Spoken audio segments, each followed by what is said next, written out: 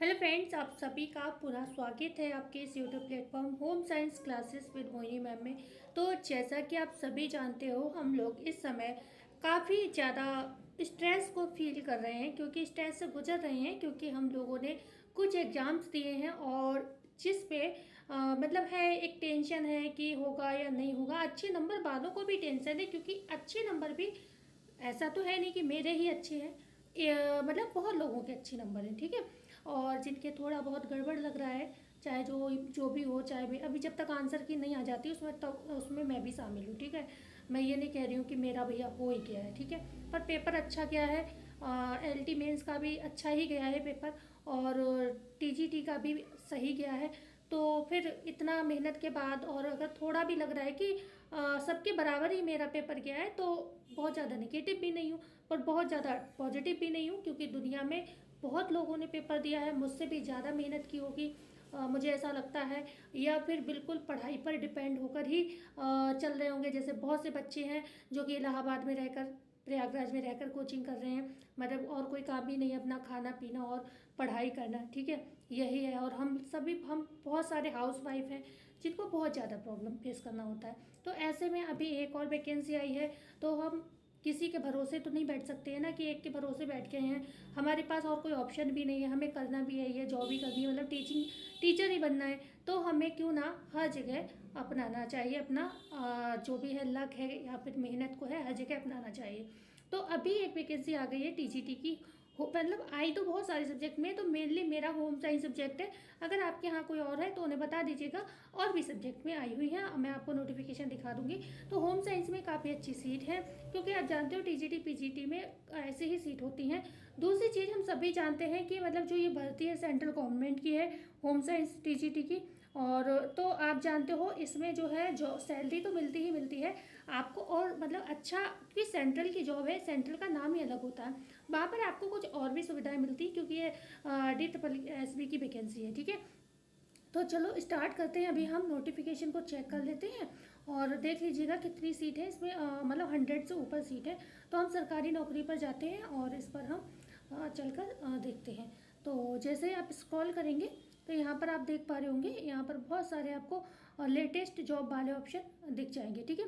तो मतलब बहुत सारे होते हैं, इधर रिजल्ट है, एडमिट कार्ड है, फिर आप लेटेस्ट जॉब वाले ऑप्शन पे आएंगे तो यहाँ पर आप देख पाएंगे कि DSSB की वैकेंसी यहाँ पर आई हुई है। अभी मैं आपको दिखाती हूँ, थोड़ा स्क्रॉल करना पड़ेगा, ये रही DSSB various post. 1979 total post है, लेकिन हमारी होम साइंस की अच्छी पोस्ट है। और TGT PGT में हम सब जानते हैं ऐसी ही सीट होती हैं। दूसरी बात, बहुत से बच्चों को ये लगेगा कि दिल्ली जाना पड़ेगा, तो बेटा कोई भी जॉब है, ठीक है, हम सभी जानते हैं बहुत अच्छे से, कोई भी जॉब है तो हमें बिल्कुल अपने शहर में नहीं मिलती है, खासतौर से कोई गवर्नमेंट जॉब है, ठीक है।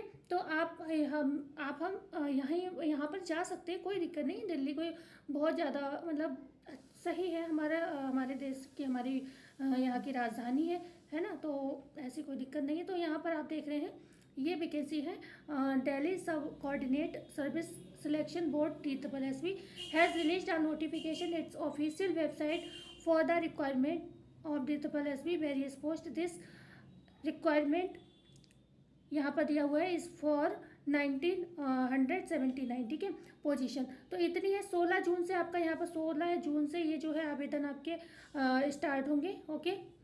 और 15 जुलाई तक यहाँ पर चलेगा आपका आवेदन, ठीक है। यहाँ पे जो एज दिया है ना 18 से 20 साल, तो ये जो और कैटेगरी की जॉब है उस पर है।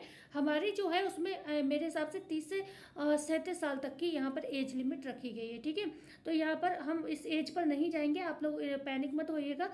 मतलब हाँ, बहुत ज़्यादा तो खैर यहाँ पर नहीं होता है, मैं सही बता रही हूँ, लेकिन हाँ इतना होता है कि आप जो है मतलब एक जो कैंडिडेट रनिंग में होते हैं, तैयारी में होते हैं, उन्हीं लोगों के लिए यहाँ पर मौका मिलता है, क्योंकि 30 से 35 साल तक की ही यहाँ पर जो है एज दी जाती है, ठीक है। जैसे हमारे यूपी में है ना, वैसा यहाँ पर नहीं होता है कि आपको हर किसी को मौका मिल जाए। मतलब 30 साल तक या फिर 35 साल तक लोग आवेदन कर सकते हैं। तो चलो अभी हम पूरा यहाँ पर देख लेते हैं कितना पोस्ट है, क्या क्वालिफिकेशन है, ठीक है। चलो नीचे हम स्क्रॉल करते आएंगे तो यहाँ पर आपको ये तो पता ही चल गया, स्टार्ट डेट 16 जून है फॉर्म भरने की। ऑनलाइन अप्लाई की लास्ट डेट 15 जुलाई है 2026। और यहाँ पर लास्ट डेट जो है फ़ी पेमेंट की भी 15 जुलाई है, ओके।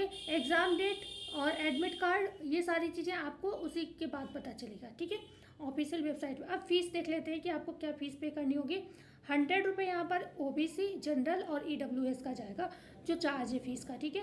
उसके बाद अगर बात करें एससी एसटी जो है, फिजिकल हैंडीकैप्ड या वुमेंस वगैरह हैं जो भी, तो उनकी जो है फीस यहाँ पर 0 रखी गई है, ओके।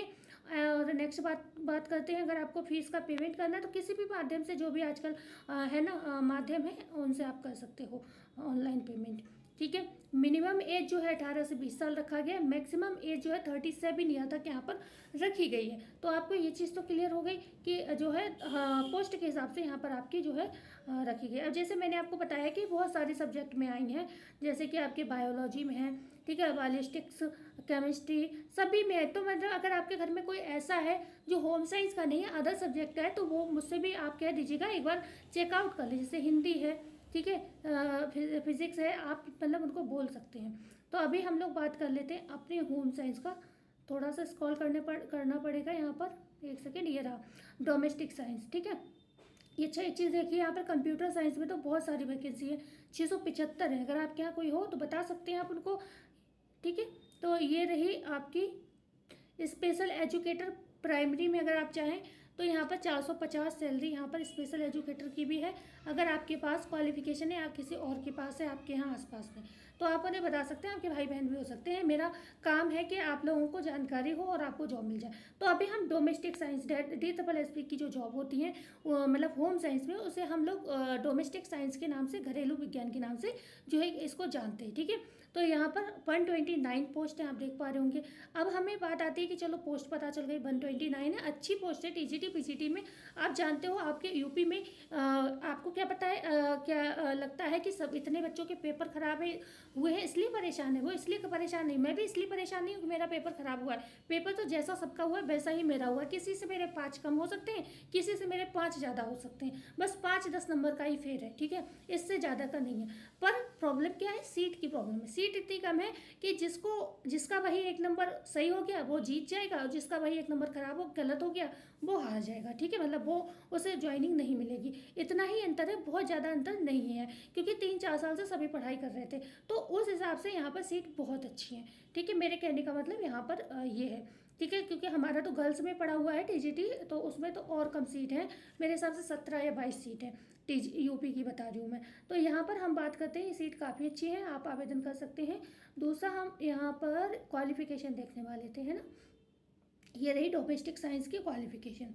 तो यहाँ पर आपको जो क्वालिफिकेशन है, bachelors degree in domestic science home science from a recognized university institute, bachelors in education, मतलब आपके पास बीएड होना चाहिए, BEd domestic science home science के साथ, और एज अ टीचिंग सब्जेक्ट। भाई मतलब जाहिर सी बात है, जिनका होम साइंस सब्जेक्ट होता है वो अपना टीचिंग सब्जेक्ट होम साइंस ही रखते हैं। बहुत से लोग करते हैं ये मिस्टेक कि कहीं पर कहीं कुछ सब्जेक्ट ले लिया, कहीं पर कुछ ले लिया, पर ये नहीं करना चाहिए। अगर आपने पीजी करा है या आपका मेन सब्जेक्ट जो रहा है, आप बीएड में भी उसको ही प्रेफरेंस दिया करें, ठीक है। कुछ बच्चों के कमेंट आएंगे कि हमारा जो है टीचिंग सब्जेक्ट नहीं रहा, क्योंकि मैंने पहले भी कुछ जॉब्स में ऐसी चीज़ें फेस की हैं, मैंने कमेंट आए हैं, पढ़े हैं।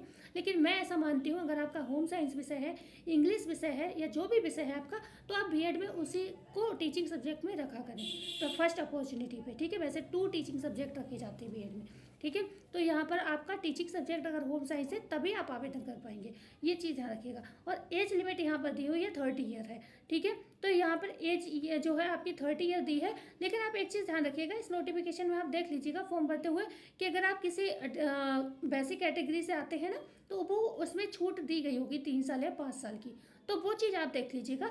आप लोग खुद जो इसमें कैटेगरी से आते होंगे तो आपको ये चीज़ पता होगा रूल्स के अकॉर्डिंग कि आपको कितना छूट दिया जाता है, तो आप उस चीज़ को देख लीजिएगा, ठीक है। 2 साल या 3 साल की छूट आप लोगों को मिलती है। तो आई होप ये वीडियो आपके काम की रही होगी, और अगर ये वीडियो आपके काम की रही हो तो वीडियो को लाइक शेयर सब्सक्राइब जरूर करिएगा।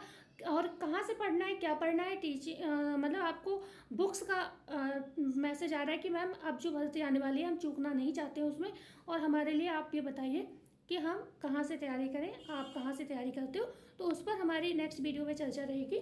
तो आई होप आपका मतलब दिन अच्छे जा रहे होंगे और आप बिल्कुल पैनिक नहीं होंगे, बिल्कुल परेशान नहीं होंगे जब तक ऑब्वियसली टीजीटी यूपी टीजीटी की आंसर की या फिर रिजल्ट नहीं आ जाता है। ठीक है, और ये दूसरे के नंबर देखकर बिल्कुल परेशान होने की आवश्यकता नहीं है, क्योंकि कई बार आयोग के आंसर बिल्कुल अलग होते हैं।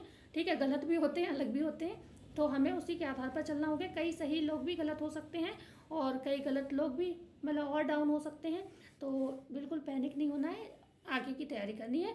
या तो हमारे पास आगे चांस आ नहीं रहा होता, जो हमारे पास जल्द ही नया चांस आ रहा है और ये चांस आ गया, हमने आपको मतलब यहाँ पर बता दिया है, तो बिल्कुल परेशान ना हो। थोड़ा लगता है, सबको लगता है, मुझे भी बहुत लगा। मैं जितना इतना बोल रही हूँ ना आपसे आज, बता नहीं सकती हूँ मैंने कैसे कैसे अपने आप को संभाला है। आप विश्वास नहीं करेंगे, कल रात तक मेरी स्थिति इतनी ख़राब थी कि मैं बस जो भी था सब दिखाने के लिए अच्छे से अच्छी हूँ सामने, पीछे मेरा भी हाल बहुत ख़राब है।